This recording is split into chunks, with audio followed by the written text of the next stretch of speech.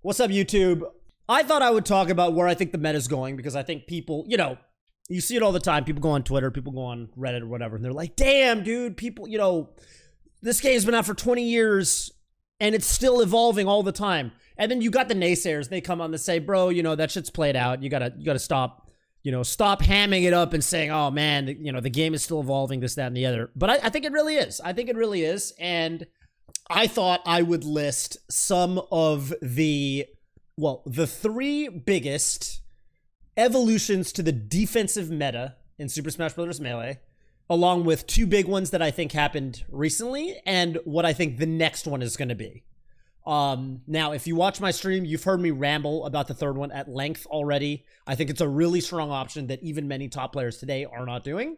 But first, I'm just going to briefly go over the last two times this happened because I've been around the scene for a very long time, and I remember when these evolutions to the Melee meta happened in the past, and I remember, you know, kind of getting to watch as all the top players started picking up on these techniques. And to me, no conversation about evolutions to the defensive meta in Super Smash Bros. Melee is complete without showing off shield drops, and very specifically, the time that Sung, a Sheik player from SoCal, won a tournament by using a technique that nobody knew how to deal with. Believe me when I say this match was played much, much earlier than 3 years ago. This match was played probably in I want to say 14, if I had to guess. And this was right around the time I believe Sung 2-0's me in this set. And I remember thinking to myself, God, I can't figure out what the hell to do about this guy's shield drops. Oh, that's way louder than I thought it would be. And he would basically go on the platform. And, yeah,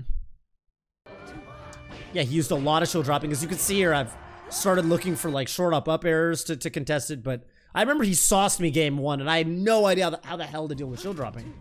You know, because he'd play this kind of style where if it ever got dicey, he could go to the platform and, you bet your ass I did not know how to deal with it at this point. Also, he had really solid tech chasing. Let's see if I can find some examples of him. See, like right there, he'd go on the platform, shield for a second, come down with the back air, and I just never dealt with this before. I'd never experienced, as you can see, every time he goes for a shield drop, he's kind of pretty much getting me almost every time, it looks like, right? Getting a ton of mileage off of it. Deep 4 was, yeah, I think it was 2013 or 2014, but this video was uploaded in 2018. And yeah, Sung completely changed the game, as you can see, with his one win at Super Smash Sundays 11. Sung was, you know, he was a good player in SoCal, but not a top player at the time. And you can see, like, you know, the guys who won every Super Smash Sundays, the kind of the shoo-ins to do really well at these events, Wes, S2J, Lucky, but also Fly Amnita and Fiction. I mean, Sung would very rarely defeat these players, right? But he literally, overnight, it felt like, from the outside looking in, and people knew about shield dropping, but Sung was so ahead of the game, he actually was, you gotta realize, this was before UCF, right? So these days, of course, we've got a lot more, there are a lot more angles you can use to get a shield drop to register on your control stick.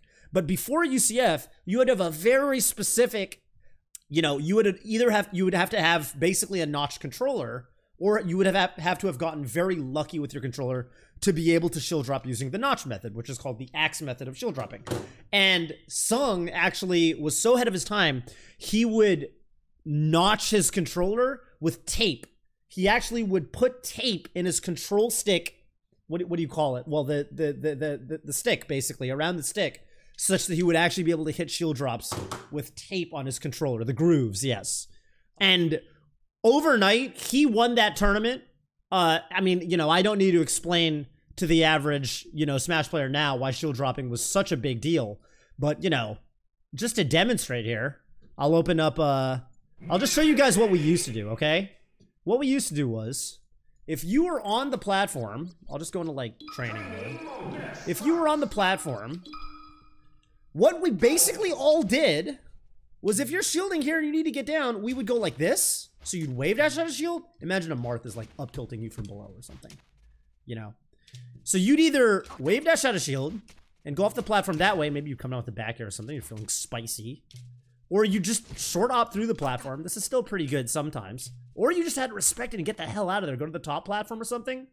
But, you know, these days, of course, everyone just shield drops like it's second nature. And, of course, it's so strong because if someone's below you, if Marth is below me, you know, trying to up tilt me or something like that, and he up tilts my shield, well, I can directly punish him, right? I can come down and I can start a combo or something like that.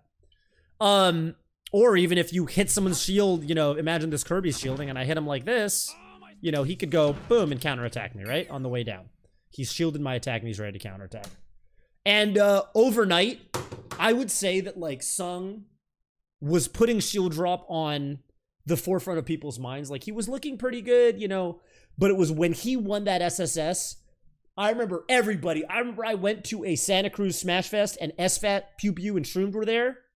And dude, like overnight, they were talking about it like, damn, you guys see, they were like, you know, Dewan was like, Shroomed, mind you, was like, oh, did you guys see Sung won that SSS? Like, I gotta learn shield dropping. I've been practicing it. I realized, like, you need to know how to do it now. And I was like, damn, it's like that, huh? Because, like, you gotta realize, for most of Melee's history, the people that would kind of bring a technique to tournament play were not always the people that would popularize it, right? Like, even shield dropping, that had been around for a long time since before Sung was doing it, but Sung really popularized it and showed that, you know, yes, this is something that not only is practical and feasible to do on a regular basis, but it's actually so game-changing that I can win a tournament over SJ and Lucky using this technique. And overnight, every top player on the West Coast was like, I gotta learn this thing. This was the classic, I'm sure you guys have seen this tweet from, is it just Drug Fox on Twitter?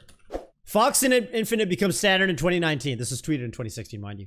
Mango won't learn it because he's not a wiener. In 2021, he will learn it and call it the Mango. And this was like shield dropping. Shield dropping was this. Like, Mango was like, fuck shield dropping. All the nerds shield drop. No one cool shield drops. No one good shield drops. And then, like, pretty much everyone started learning it. And then all of a sudden, you tune in Mango stream, he'd be like, shield drop master? Who's the shield drop master? You guys see that shield drop? We're like, oh shit. All right, well, that's how you know basically a technique got adapted when Mango started calling it the Mango. That was basically how you know a technique was something you had to learn, right? And that's how it was with shield dropping. That's how it was with shield dropping. That's definitely how it was with ledge dashing, which, you know, Mango still like doesn't ledge drop all the time. Like there's, you know, notably people were talking about how Summit 11 Grand Finals, he barely ledge dash, and that's because he felt like he would miss them if he went for them. But if you watch his stream, he does go for them when he's, you know, kind of feels like he'll hit them, and when he's playing well, he hits some really nasty ledge dashes as well. So that was another thing where he's like, ledge dash master. And yeah, shield dropping was absolutely, I mean, I think at this point you can't watch a tournament game, let alone a tournament stock practically without seeing at least some shield dropping. It's such a ubiquitous technique, right? So that's shield dropping. Don't think I need to spend too much time for most of you guys talking about it. I think the next big change, the second most recent, or I should say now the most recent big change to the melee defensive meta that everyone talks about on commentary, all the top players are doing it, is slide-offs. Slide-offs, and what a slide-off really is, honestly, it's just an edge cancel when you're getting hit. All it is an edge cancel. In fact, back in the day, we just called it edge canceling because that's really what you're doing. The concept is you're getting hit, and you're getting hit in such a way you're going to land on a platform, or maybe you're going to land towards the ledge of the stage. And you DI in such a way that you will bounce off the edge of the platform, or the edge of the stage, and as soon as you do so, as soon as you bounce off the ground, you can act immediately. I should probably just move the sheet closer. That's probably the easiest way to get it to work. But I'm lazy, so there you go. And so the advantage to this, of course, is if you're at, you know, this percent, and this is where you would never, you kind of know as the Fox in this situation, like if I'm at this percent, or if I'm at this, you know, approximate location, or you can also imagine I'm at 0, but the Sheik has me a little closer to the ledge, then I can DI in such a way that the tech chase just ends. You just go to the ledge, and as you can see, like, well, there I fast fell in a way that I probably shouldn't have, but if I just, like, I'm now on the ledge, and Sheik, you know, just can't follow up at all. Sheik literally can't follow up there. So what they might have to do instead, if you're playing a really good Sheik, they'll realize that you're at a position where they can go for you can go for a slide off here, and they'll forward throw you or something. If I play Zeodine's Falcon, Zeo's Falcon is really good at this. Where if he gets a down throw, say around, well, yeah, like around here where we are in this demonstration, and he's Falcon here, and he throws my Fox, right? Like here. He'll actually go for up throw because he knows I'm going to DI the down throw in such a way that I'm going to get a slide off.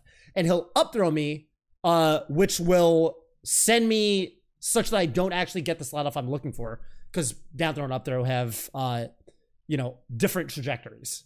So this is something that people are very cognizant of. They'll try to bait slide offs. They'll try to do things to circumvent them. And the whole concept is basically like you can use ledges not only to do cool things like, you know, you can obviously like edge cancel and do another aerial or something. So you can use ledge cancels offensively, but the whole idea is you can use them defensively as well. You can get out of your opponent's combos.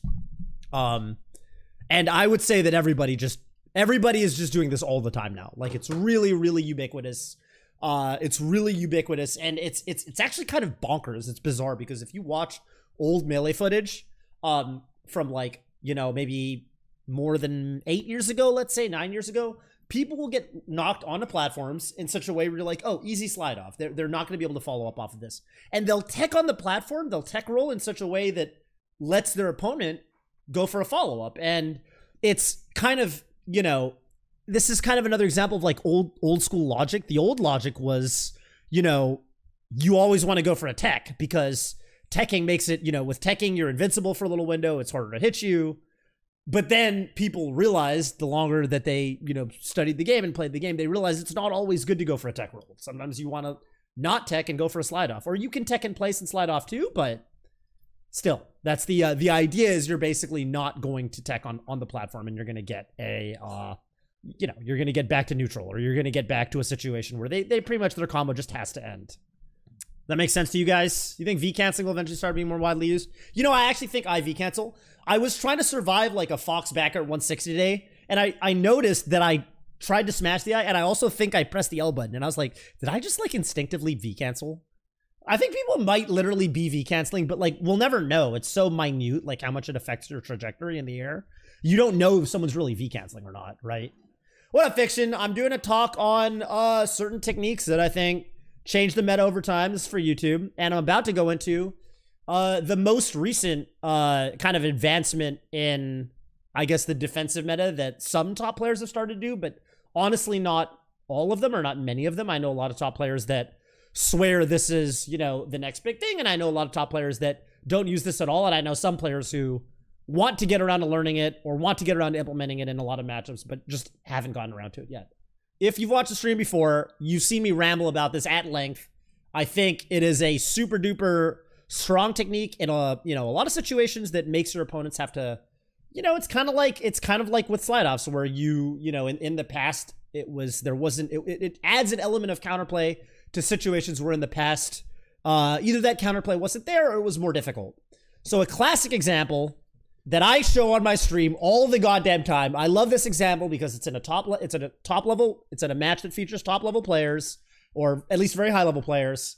One of them is a little bit inactive right now, but he's a Fox player we all know and love. Really, really awesome lab monster, very technical player. Of course, I'm talking about KJH. Fucking love KJH's Fox. And mind you, I think this is a technique that I would say that other mains of other characters currently implement a little bit more than Fox. I would say that in particular, Falcons have been using this for a very long time. Crouch cancel, run up grab is the technique. And it could also just be crouch cancel, dash up in general. The earliest example I was able to find was from a Lord match in 2014 in the Falcon Ditto round robin that Lord played in. That was the earliest example of a crouch cancel dash forward. You would think that it would have been like a Wizzy VOD or something, but it was actually a Lord VOD where I found the earliest example of this. But this is the moment in the match that I think is really exemplary of this technique, because it shows you kind of the benefit to a situation. That right there. Let's watch it again. Really pay attention to it. I'm going to slow it down the third time.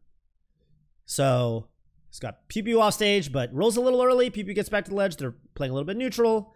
Here he trades a dash attack with the Nair. He's got Pew Pew popped up into the air. And he knows PPU, especially because it's FD, you know, it's pretty clear that there's no platform to go to here. He's got to come down. He's going to try to put out a forward air and get, you know, the classic, I'm going to come down with a forward air. Fox is trying to combo me. So I'm going to forward you, grab you, and then now I get to kill you. I'm starting my combo up. KJH says, denied. Runs up, crouch cancels the forward air. And grabs him. Runs forward and grabs him and gets a kill off of it.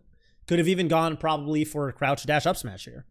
If you want me to slow it down just so you can really see this interaction take place. Trades with dash attack, and here it is. Boom. And there's the grab, up throw, up air. So, a couple of things I want to point out, and this is something I put out on stream several times. This VOD is from 2008. This is 2008, 2008, not 2008, that'd be crazy. 2018. This is actually a 3-year-old VOD at this point. July 9th was over 3 years ago, July 9th, 2018. And I would still say a lot of Fox players aren't really using this technique. I would say that in situations where Marths are coming down with a fair to kind of protect their landing, most Fox players are usually trying to dash dance around it. But, I mean, I think you guys have all seen, you know, it's very hard to, like, if you watch most Fox Marth matches, well, it's really hard to get a true whiff punish on Marth's forward air. We did VOD analysis of Mango versus Zane the other day from Smash Summit 11, and most of the time, Mango would not try to directly whiff punish the forward air with a grab, because Mango knows it's very difficult to get a true raw grab on the landing lag of forward air. So he would go for things like a short hop drill as a kind of soft whiff punish. And if you went frame by frame, which we did, Zane was usually able to enter his dash. So the precision required to get a true whiff punish on Marth's forward air in a situation like this in this match, or maybe when you've thrown Marth up into the air and hit him with an aerial and Marth now has to come down. This lets you circumvent that to a certain degree. And certainly there are other situations where this technique is really valuable. I've recorded some examples myself, actually. I went on Slippy the other day, and I said I'm going to record some examples of moments I think this technique is really useful. So I'm going to share those with you right now. I just have 3 or 4 examples. And before I go too much further, I will add that I've spoken about this technique with other top players. I especially like the Golden Guardians guys, like, because I know Nun does this a lot. I know Zane does this a lot. Even on commentary at Summit, I remember I was on commentary and we were talking about overshooting in the Marth in matchups against Marth, and how Foxes will go for overshoot running shine. I don't remember the exact set it happened, but it was a Falcon Marth set, and I was commentating with like Lovage and maybe like Homemade Waffles or somebody, and somebody said something to the effect of, you know, Falcon doesn't really have like he doesn't have something like a running shine where he just like runs in and does a grounded attack where he can kind of punish the Marths for dash dancing predictably or something like that. And I think it was Homemade Waffles. It was either Homemade Waffles or Lovage, but one of them's like, honestly, run up crouch. That's what the good Falcons are doing. And it's actually hella true. If you watch like you know, Wizzy or Nun in particular, they're really big implementers of this. They'll do a lot of like dash up. The Marth is kind of in an uncomfortable position in the air. They want to land in a specific way against Falcon so that they don't get nared or up aired out of the air or side beat or something. They come down with the forward air and boom, crouch cancel. The Falcon gets a grab and you get Nun loves it. Nun gets so much mileage off this technique. And there's nothing stopping Fox from implementing this technique as well. Like you saw with the KJH match. To the person who asked in the chat, I predict that in a year or two, this is going to be like the Mango. This is going to be Mango's going to call, and you'll know as soon as Mango starts calling this the Mango, it's going to happen overnight. Mango's going to start doing this, and all of a sudden it's going to be the Mango, and then everyone else is going to start picking it up. But here are my examples. Example 1, I'm the Fox, and I'm fighting a Marth. All of the examples that I filmed are all filmed on FD, because it's just the easiest to demonstrate this technique on FD. Pretty simple, up throw back air. And this is something that I think is really nice, because in the Fox Marth matchup, a lot of Foxes hate how you can SDI out of up air. You get it up throw here. Well, if I go for an up air and the Marth is playing really well, he's gonna smash in my up air, and he might be able to reach the ground before me. He might be able to come down with the forward air and turn my combo into his. So I throw back air, and then boom, and I actually get a kill off of it. So that's my first example. Let me see if I have any examples of doing this grounded. This is a Sheik example. Example number 2. Pretty similar concept. Again, me basically getting the Marth to come down with a forward air that if I went for a dash dance grab, I'm probably not getting it here unless I read his dash back after the forward air. But with this, I can just get an easy direct punish, right? Here's an example of a situation that I think comes up a lot fighting against Marth as a more grounded character like Sheik. It's at the very beginning. You'll notice in this instance, I'm not actually getting the crouch cancel because he actually spaces the forward air such that I don't actually get hit by the forward air. What he's going for here is he's going for a tipper forward air, because getting a tipper forward air, he notices at this point in his short hop that I'm going for a crouch cancel dash up grab. So he delays he drifts further back and he's going for a tipper forward air. And this is like, you know, people, I want to bring up counterplay. Like, okay, is this technique perfect? Can you now just always just destroy Marth when he's up in the air? And the answer is no. There is counterplay. One of them is tipper forward air. And if he gets tipper forward air here, it will make it more difficult for me to get the crouch cancel dash up grab. But as you can see, let me see if there's another, I don't remember if the whole clip has another example of it. Maybe I just kill him here. Yeah, I think I just killed him. Okay. So he went for the tipper forwarder there. And then the last example I recorded, let me see if this is pretty similar to the other ones. Yeah, this is just another Fox one. Up throw up air, and I basically extend my combo by way of the crouch cancel dash up grab. Now I wish I could have like played some Marth Dittos or something, because there's another interaction. This is where I will lean on Zane. You know, this is a technique I've talked a lot with Zane about. Zane was saying that, like, for example, when he plays Marth Dittos, if you can envision this, I wish I had a recorded example of this, but I don't. But in the Marth Ditto, a lot of the time at the high level, you know, you're basically positioning so that you can, if you're grounded and the other Marth is grounded, you can crouch cancel a down tilt if it's not perfectly spaced. If it's not like a tipper down tilt, you can crouch cancel a poorly spaced down tilt and get a dash up grab. And when you're fighting Marths that just kind of mindlessly, you know, hold down and mash A, where they're just going for crouch cancel down tilt over and over, you can really blow them up by, you say, fuck that, I'm gonna crouch cancel your move, but I'm not just gonna do another down tilt you could crouch cancel. I'm gonna run up and grab you, and I'm just gonna get a real full combo. And he was saying that when he used to play with Rishi and a lot of Marth Dittos, they would do this to each other. And he also mentioned that in the Marth Sheik matchup, this is like, you know, when he was grinding with Junebug a lot, Junebug would do a ton of this stuff with Sheik, where, you know, as Sheik, obviously you're incredibly strong grounded, so you can run up, crouch. If Marth is grounded and going for down tilts, if he gets a poorly spaced down tilt, you get a raw grab off of that. If he comes down with a poorly spaced forwarder, you get a grab. So Marth now has to be really, really cognizant of his spacing, and he's got to be only going for basically, well, tipper forwarders. And I think it's zero tipper forwarder isn't even necessarily always going to work. Like in one of these examples, I think I even get hit by a tipper forwarder. Let me see if I have one. This one right here. Let's watch it, but let's listen to the audio, because I didn't get the audio last time. Notice I'm at only 20%, and I'm going to turn the audio up so we make sure we hear this. So you heard right there, that was not a weak forward air. That was a strong forward air. Oops, not right there. That is definitely a strong forward air. But I'm actually at a low enough percent that crouch cancel literally still wins in this situation. So yeah, that, and just for comparison, here's the audio from the other one. That's a weak forward air. That other one, the Sheik example, let's hear it one more time. Definitely a tipper forward air. So I'm going to talk about some counterplay, right? I'm going to talk about, like, well, why would you, because this is actually something someone asked me in my chat one time. They're like, Toph, why would you, or maybe they even DM'd this to me or tweeted at me or something, but they're like, why would you ever not crouch cancel? Like, why would you, if crouch canceling's so good, then why wouldn't you always go for it? And great question. Let me elaborate. So there are a couple of reasons you wouldn't always go for this. And there's first of all, there's counterplay, right? Marth, in these situations, if he came down with, instead of a forward air, if he came down with a down air, and I get hit by that tipper downer on the way down, he's going to get a grab. He's going to turn that into a real combo. He could even go for like downer up tilt maybe. But by forcing him to go for downer, that is a much laggier aerial than forward air. There's a reason you don't see Marth just coming down with downer willy-nilly. It's because it's really easy to whiff punish. If you whiff a down air, I mean, if you play Marth, you know, like, downer is kind of a laggy move when you land with it. You better make sure you're hitting.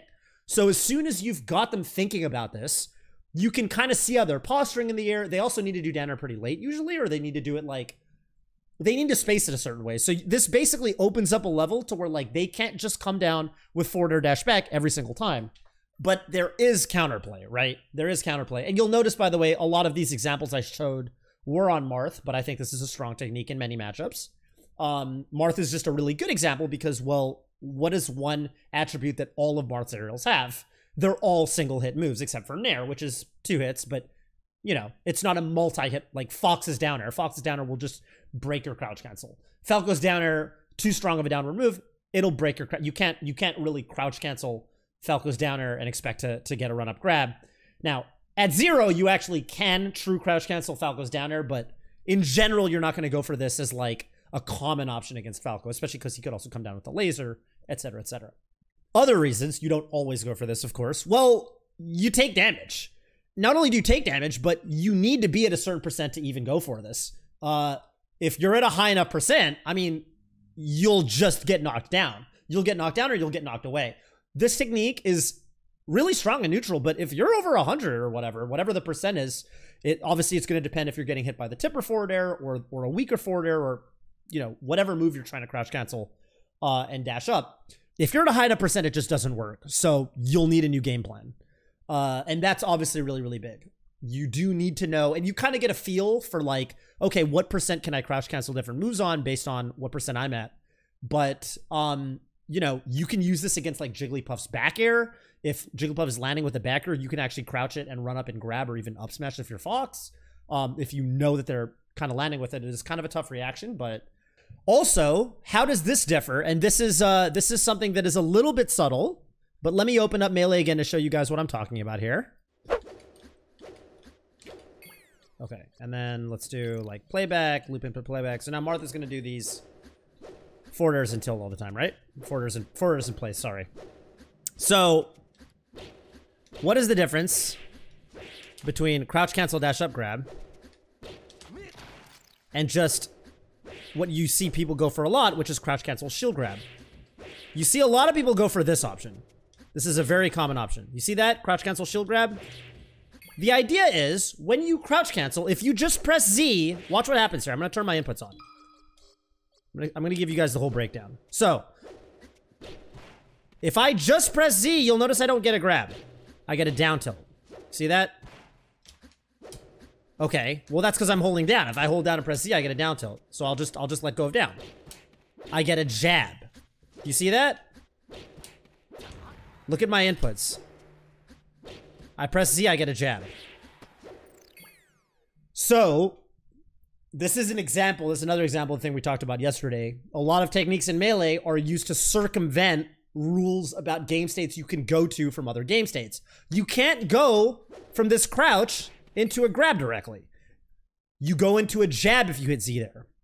So what you can do is you can go directly from this crouch to a shield, which you can then grab out of by pressing L, like that. Or you can do a jump cancel grab, which is why when I do this, you can do... That's a jump cancel grab. You'll see that I'm jumping real... Look at my Y button, it's lighting up. And also you can just run forward and grab, but you want to jump cancel this grab to get it out as quickly as possible. Whoops. Like that. Like that. So, that's the first thing to note, is that people have been doing this for a long time. Crouch cancel, shield grab. People have been doing this for a very long time. But there's a weakness to this. The weakness is that... Hang on a minute. If the Marth... I guess it's hard to demonstrate. Well, right there, right? You'll notice, as I get hit by this forward air, I slide back a little bit. And so if I'm not perfectly spaced, and at a really low percent, which really helps, I'm just going to whiff the grab. So the dash circumvents like that. Whoops. Kind of slow. There you go. The dash circumvents the fact that you're getting knocked back a little bit with the forward air. Right?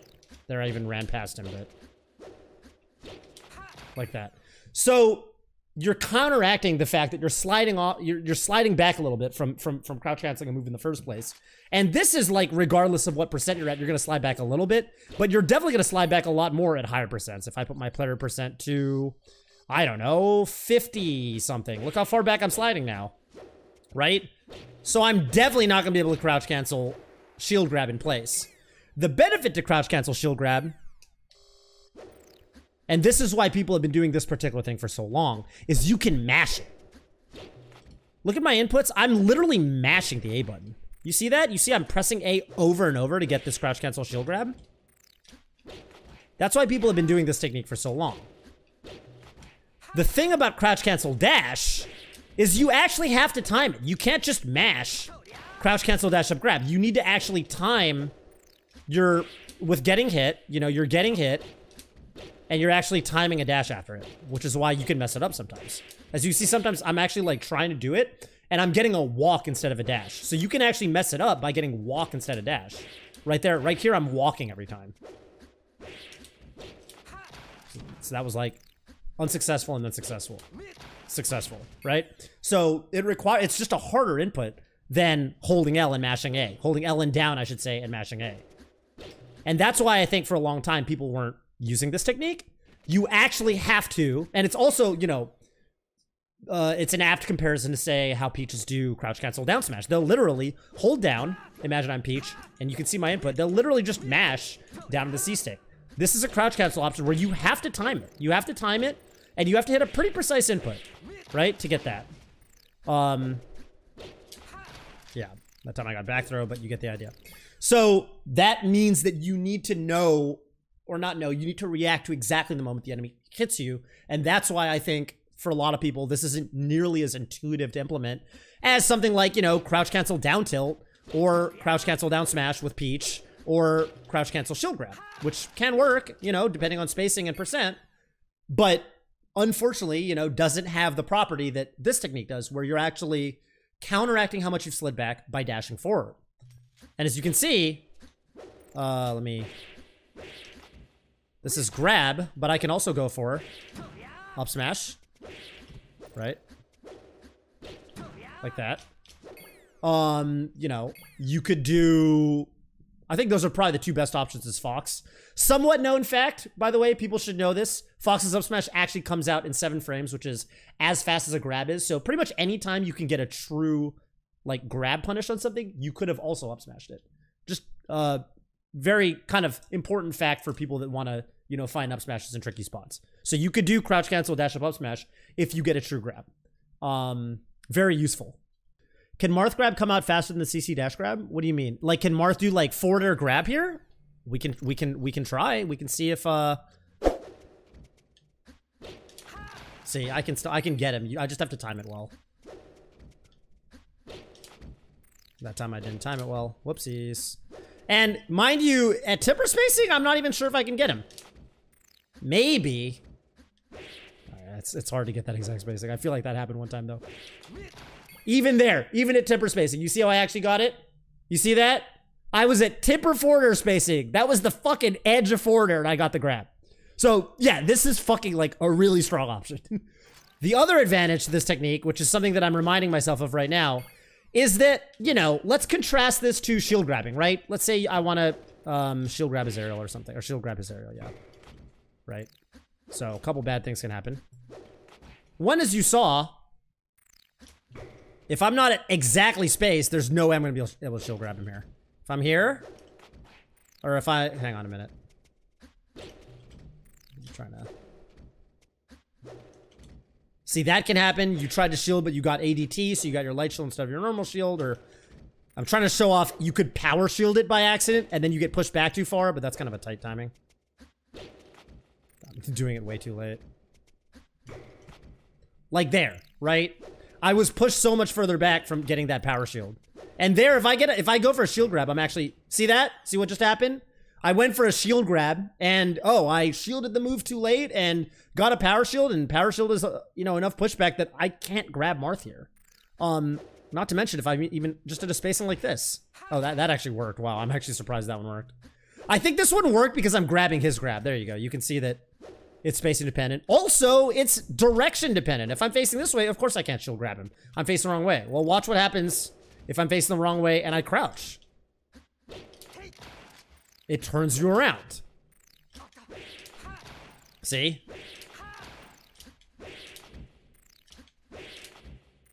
It's still pretty. I'm missing the,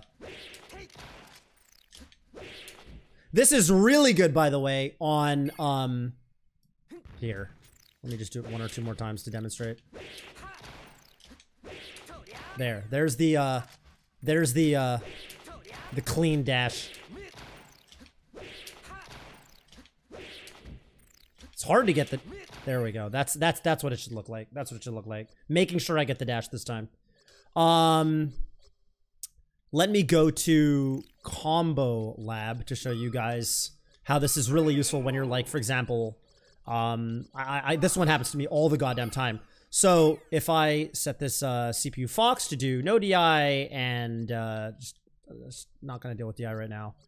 Let's say Mistech, and he does a wake up shine, that's attack and whatever, no mash. Okay, so here he's gonna do, you know, a couple grounded options. Let's assume he's gonna right there.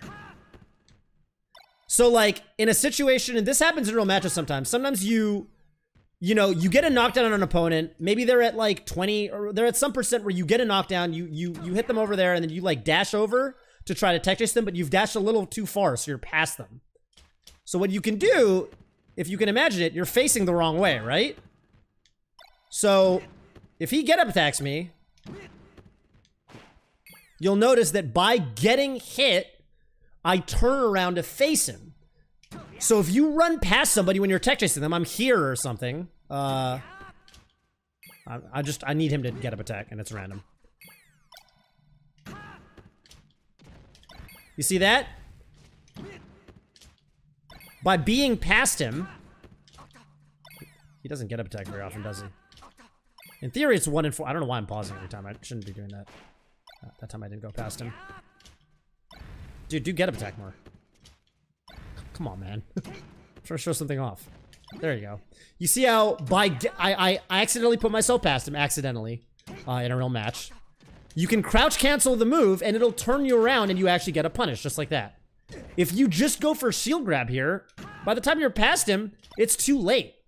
So there are a lot of situations in real matches where, you know, you get a knockdown, and this technique will actually let you... I'm trying to get him to...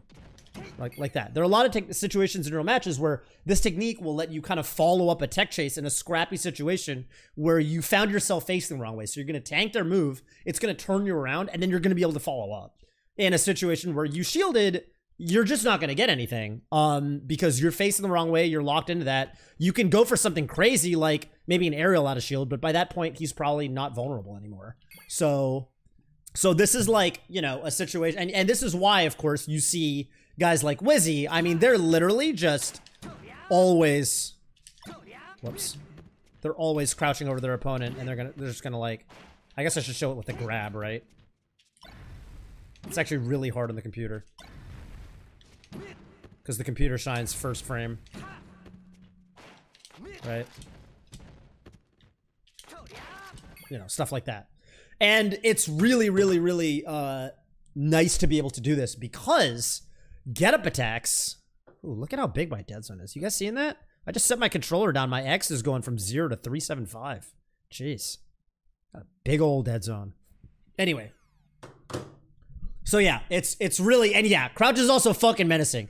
Here, I need to go with Falcon to show the full effect. But like, bro, when Wizzy knocks you down, oh, he's I have to reset my fucking no DI, no SDI, mistech.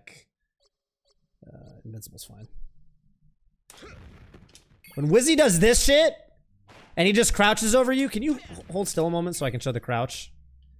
This shit, when Wizzy does this to you, let me show it from the other side. This shit is the most intimidating shit. When you're just lying there and Wizzy's doing this shit to you, that shit's fucking scary, man. He's like staring at your soul. Look at him. He's like, you know I'm gonna fucking kill you. It doesn't matter what the fuck you do. I'm not even reading you right now. It's fucking scary. It's intimidating. All the good players crouch tech chase in EU. Yeah, and I would say a lot of good players are starting to do it in the US. Like Zane, when I talked to Zane at Summit, he's like, yeah, I've started crouch tech chasing. You know, a lot of top players are starting to do it. IBW notably still isn't doing it, but I think that's because he was saying that with Fox, he likes to he just up tilts the mistech on reaction. Now, of course, there are percents, like at 95, I would rather not up tilt. I would rather just get a crouch tech chase into an up smash. It's just a guaranteed kill. Whereas up air can obviously lead to hijinks, like they smash you out of your up air or something, whatever. So I would still say that like it's like definitely optimal to be able to do this.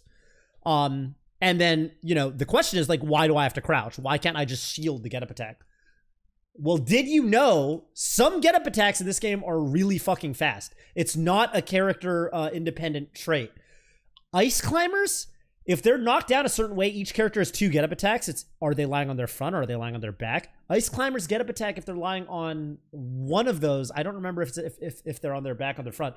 One of their get-up attacks is a 6-frame get-up attack. You cannot react to a 6-frame get-up attack. That is way too fast. No way you're blocking that. So, okay, mind you, you probably don't find yourself in that many situations where you have to tech chase an ice climbers player, especially not these days now that wobbling's been banned. But you get the point. It just kind of removes an element of variance. And, you know, especially for top players, it's really fucking good to be able to do. Crouch, cancel, dash up, grab. I'm just going to call it right now. I'm going to say by late 2022, maybe early 2023, this technique is going to be called the Mango. It's going to be the 11th or the 12th, the Mango that exists at this point. So invest early while you still can. Learn this technique while not everyone's doing it or able to do it. You will honestly cheese out a lot of, on unranked, Marth players, they get eaten alive by this technique. Puff players, if they're doing a lot of back air spacing, this is a really good way you can circumvent full drift away back air. I was playing Prince Abu and I got a lot of these crouch dash up smashes on Prince Abu when we were playing friendlies most recently, a couple weeks ago.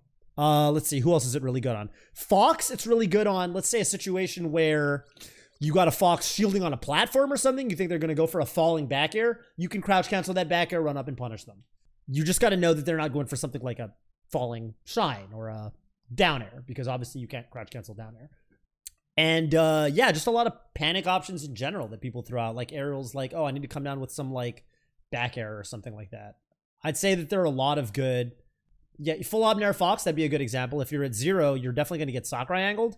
But if you're more at like a low mid percent, you can definitely, you know, punish that. Although I'm pretty sure you should be able to punish it. For me, I would say Marth has been the matchup where I see by far the most value out of it.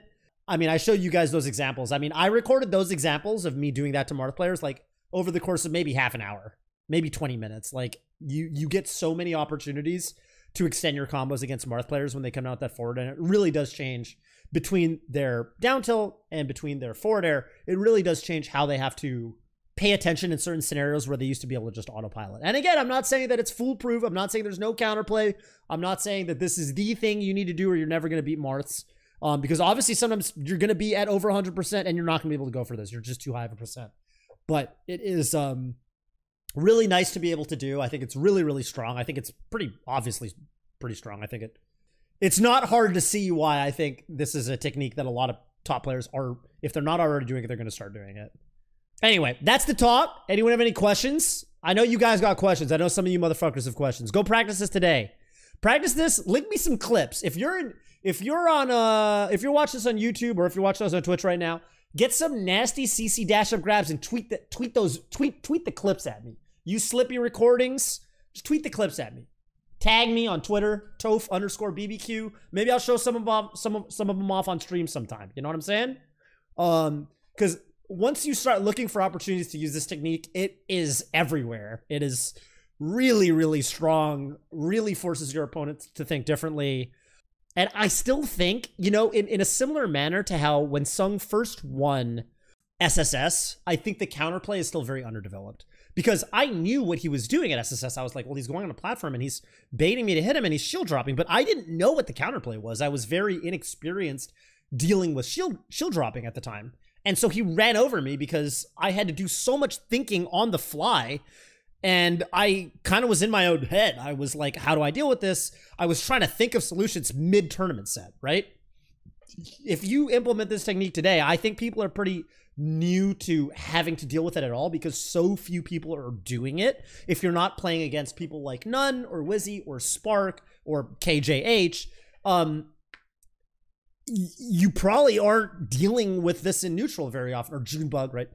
And so if you start implementing this today, you're going to catch a lot of people off guard where they just do their normal stuff and they're getting punished and they can't think of a solution on the fly, or it rattles them and throws them off to a certain degree. And I mean, I think that's kind of where I think the counterplay, once more people start doing it, the counterplay is going to develop more, and then you're going to have to be more judicious in how you implement this technique and when you use it. And that's kind of the beautiful thing of Melee, is that there's so many different options you can go for in any given scenario. But I think this is a great option, and you should force your opponents to have to deal with it. That's the kind of thing that's going to give you a leg up on the competition. Cheers, YouTube. Saying goodbye to YouTube there. Bye, YouTube.